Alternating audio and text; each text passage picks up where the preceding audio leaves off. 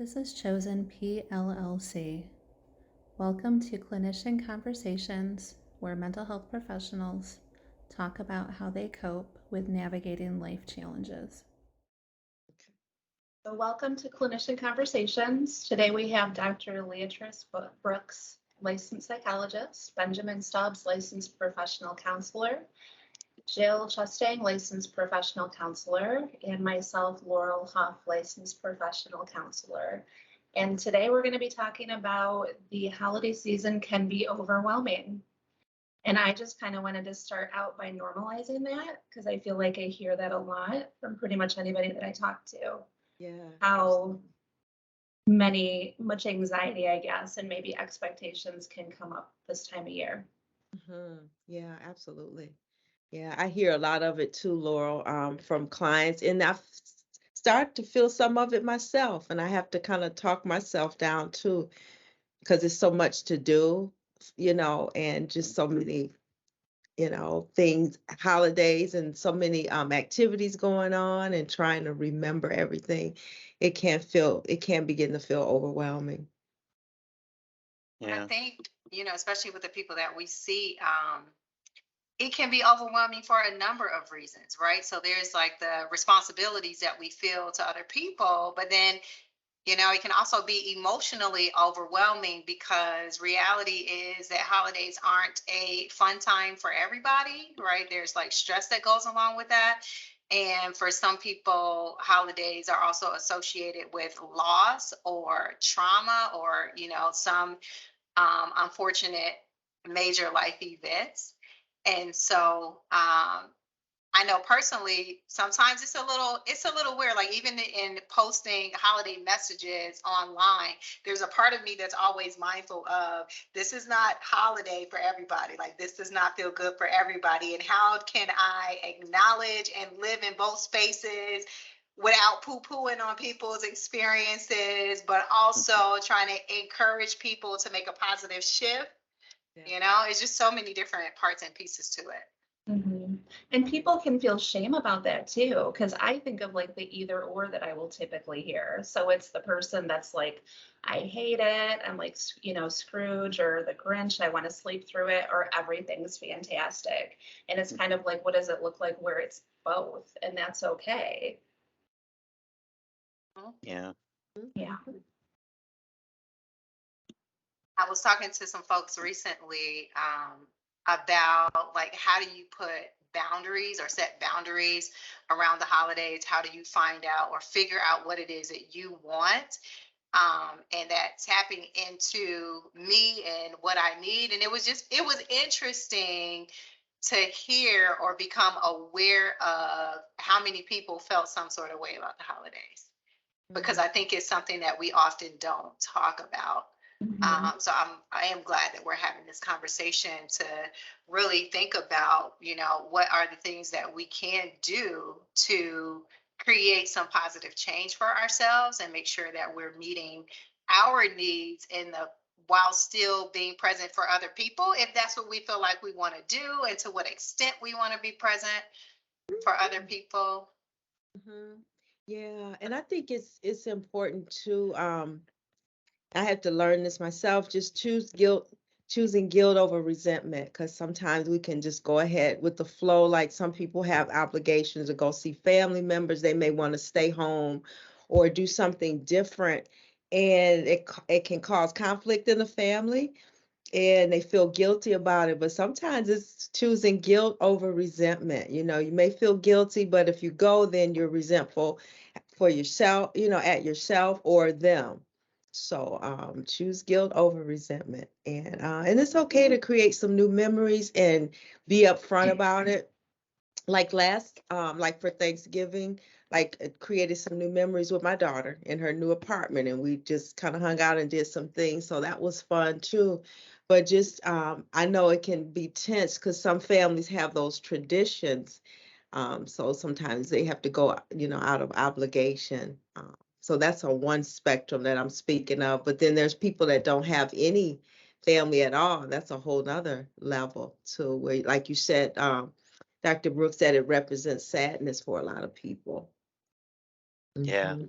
I've been talking to some folks recently who it's like these are like the first like like Christmas and Thanksgiving without a loved one, and they're trying to, honor the memories of their loved one, but still trying to be able to, be part of the, a lot of people are around them being very joyful and things like that, and trying to make sense of all that of they want to be joyful, but they're, also still grieving. Yeah. So, and being able to be okay with that, and also being able to, accept the fact that a lot of people are going to say, well, just be happy, or why are you so sad, and things like that, and they're going to try to be helpful, and being in a space where you can just you know I guess take that, because especially when it's your first like holiday without a loved one, I mean, it's not going to be an enjoyable time, and to be able to be okay, I think, with yourself that you're in a part of grieving, and not to feel obligated to be happy go lucky just because it's a holiday. Um, I don't know. Do you does anyone have any like suggestions or thoughts as to how would you maybe help, or what are some suggestions to some of the people, or what would you say to folks that it's like my first holiday like without a husband or a child or something like that? I think Interesting, expectations. Oh, go ahead. Okay. I was thinking expectations when you were talking, both like you had said, for yourself and for other people. Like, what is that going to look like? And the check-ins, like checking in each day, what do I need? Kind of starting with that and trying not to judge that, because if it is a day, where you're just trying to get through, sometimes that's a good day type thing. Yeah. Absolutely. One of the things that I heard in what you were saying, Benjamin, was the word and how can we get to this space where there is an and in our emotional space, right? Yes, this part of whatever is happening sucks, and here's a little piece of it that's actually okay. Like finding that greenery, finding that Yeah. silver lining, if you will. Because I think when we think sometimes about things that are emotionally devastating or impacting us, we get to this space where it feels like all consuming, and like everything is associated with this thing or this experience or this particular emotion. And reality is everything is not that. And so also finding, one of the things that I do is I find external things to bring me into the space where I want to be when internally I'm not getting there. So, for example, one of the things that I did this year, I decided that when we talk about like family obligations, everybody in the family is doing something for Christmas. And I decided that I'm just going to do me. Like, I'm not participating, and I'm going to be okay with that. And one of the ways that I help myself to be okay with that and also make it fun is right after Christmas, what was it, after Thanksgiving, when they had all the sales, and I have never done this before. I don't even wear pajamas, but I bought some holiday pajamas.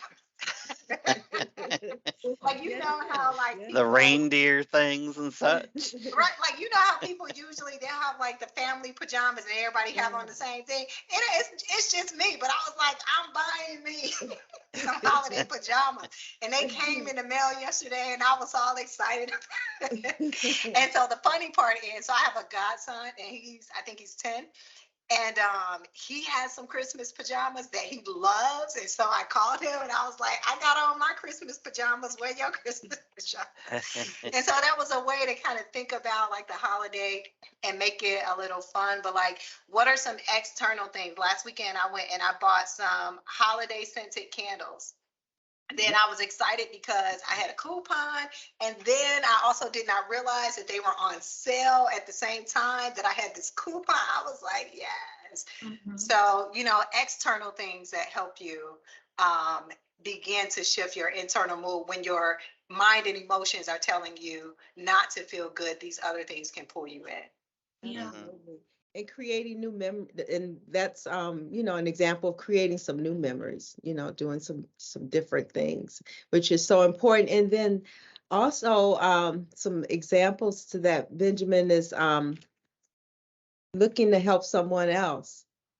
It's very therapeutic when we're having a rough time, is to look for ways to help someone else, because it takes us away from being so inward focused. Hmm. And so that's very helpful too. Yeah. Mhm. Yeah, I like that whole idea of creating, like, honoring past, but creating new traditions that also, make these new memories that you can move forward with. And like, one of mine is, we always I've always hung like candy canes on the tree, and then, you know steal them, of course, and eat them every so often. Or, like, I just ordered 4 bags of, like, holiday themed coffee, decaf, of course. But, like, holiday, that coffee is going to be something that I do part during my morning tradition. Of, I get up, I get the family out the door, I make my wonderful coffee, the smell fills the house, and it really affects my mood in a very positive way. So, yeah, tradition is, or ritual, I guess we could even use that as a word for it, is very important, I think, of reimagining your future and your present and things. I was thinking explore. That was the word that came to mind. And like typically when I think of it, I think about going out and doing something, but also it could be adding a new recipe. Like typically when my sister comes over, we'll have the tradition, but it's like trying something new too. Hmm. Yeah, to keep it fresh. And then you're connecting too, because it's like it's building like a memory on top of it and it's new and you have the tradition kind of all together. Yeah, Yep. I like that. I like that. Another word that came up for me was intentionality.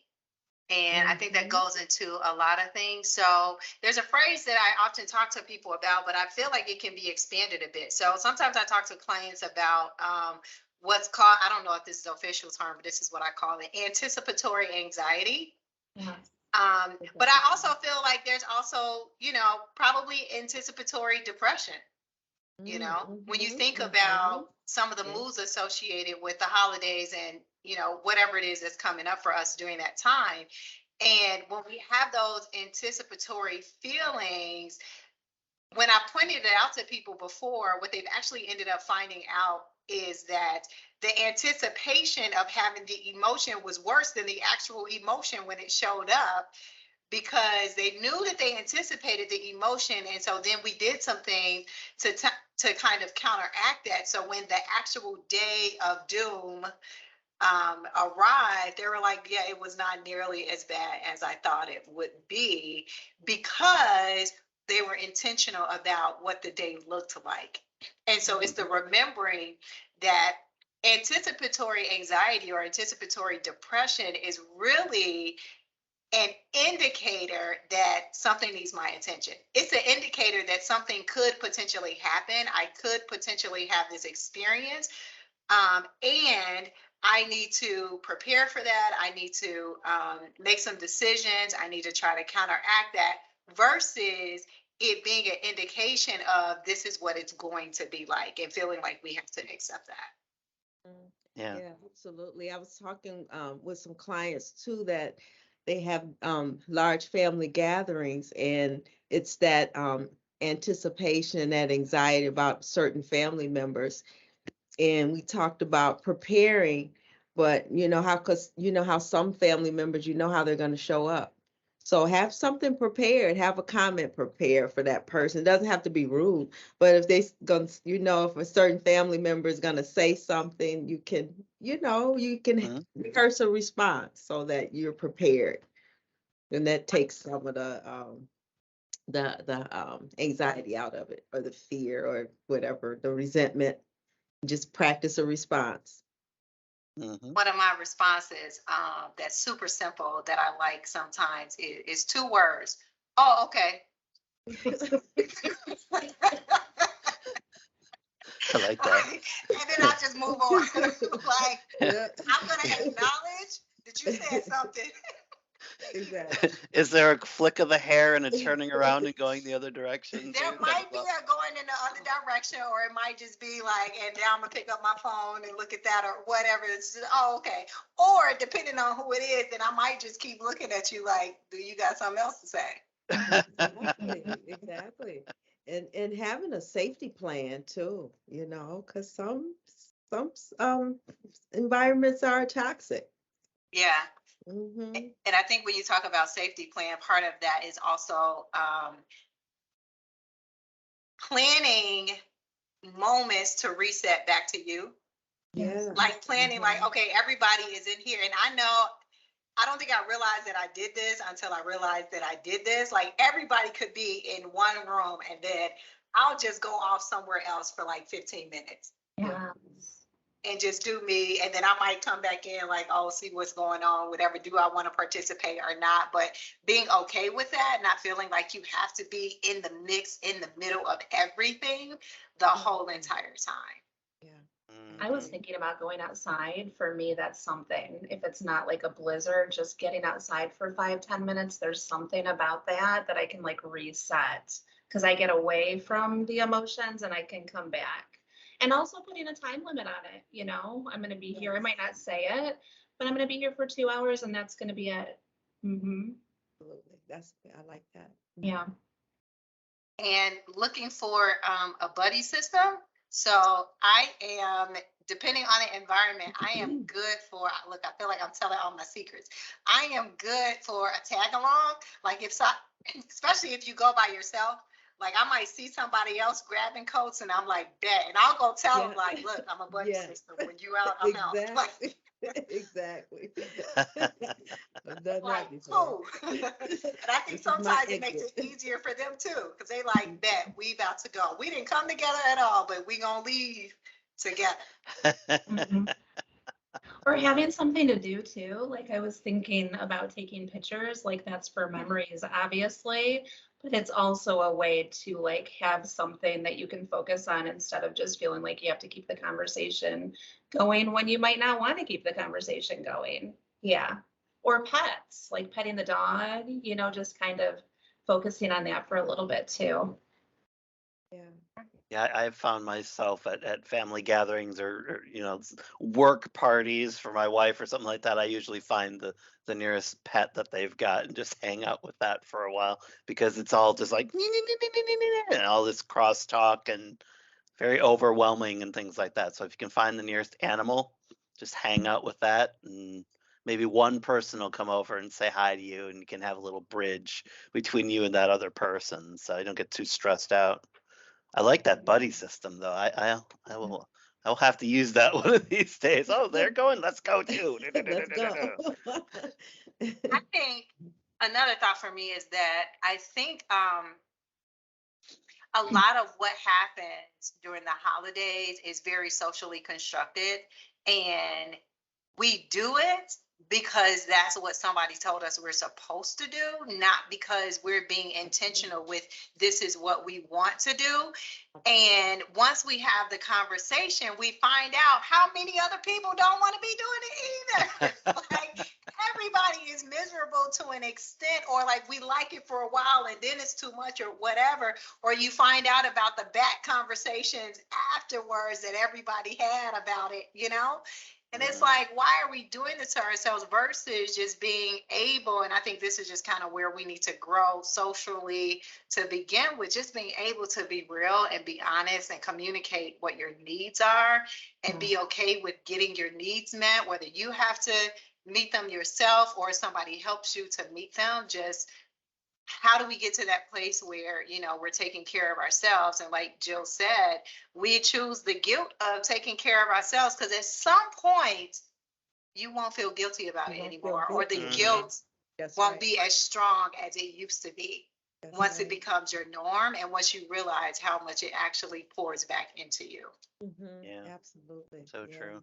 Yeah, Be great if it was just okay to, maybe order a Christmas pizza and sit by your lights and put on some music, just lay on the couch, watch a movie or something like that, and just enjoy Christmas by yourself or with a very tiny group of folks.